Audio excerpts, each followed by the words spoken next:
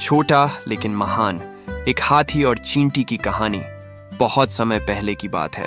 एक घना हरा भरा और जीवन से भरा जंगल था।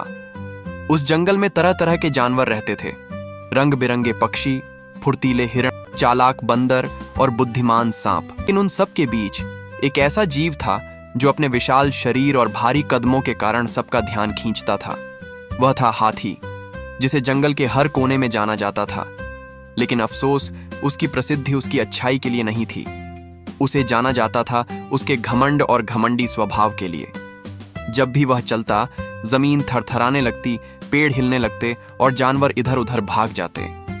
हर सुबह वह अपनी सूंड ऊंची करके जंगल में निकलता और सबको याद दिलाता, मैं सबसे ताकतवर हूं, कोई मेरी बराबरी नहीं कर सकता। वह पेड़ों को धक्का देकर गिराता, अपने शरीर को पानी में पटक कर बड़े बड़े छींटे मारता और छोटे जानवरों की तरफ देखकर हंसता। क्या तुमने कभी देखा है किसी और को इतना बड़ा और ताकतवर? वह पूछता और खुद ही जवाब देता, नहीं, क्योंकि मैं ही जंगल का राजा हूं। जंगल के जानवर अब उसकी बातों से थक चुके थे। वे चुपचाप अपनी दिनचर्या में लगे रहते, लेकिन दिल में उसे लेकर नाराजगी भी थी। एक दोपहर की बात है, गर्मी अपने चरम पर थी।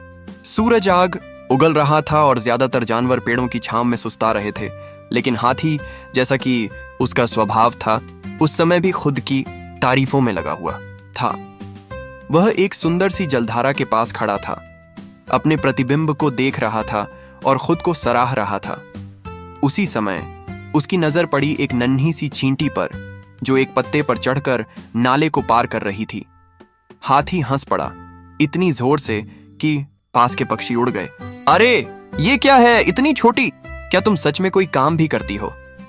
उसकी आवाज में तिरस्कार और मजाक दोनों था।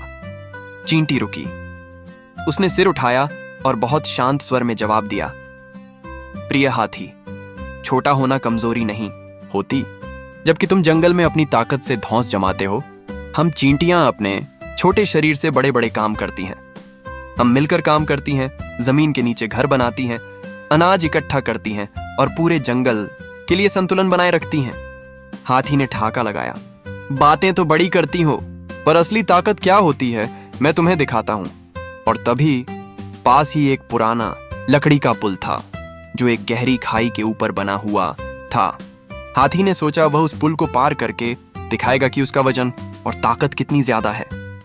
वह आगे बढ़ा और जैसे ही पुल पर चढ़ा, चर चर की आवाज आने लगी।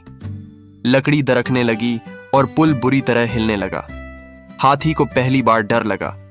वह बीच पुल पर था और अगर एक भी तख्ती टूटती तो वह सीधे खाई में गिर सकता था।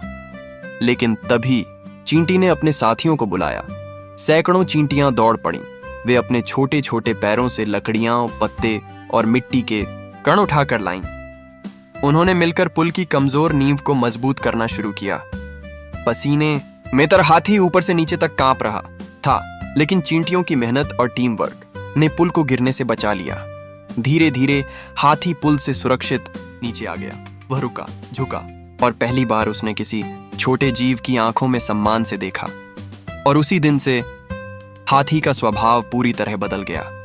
अब वह जंगल में अपनी ताकत नहीं, बल्कि विनम्रता के लिए जाना जाने लगा। अब वह अपने छोटे दोस्तों की मदद करता, उनके साथ बैठकर बात करता और दूसरों से सीखने की कोशिश करता।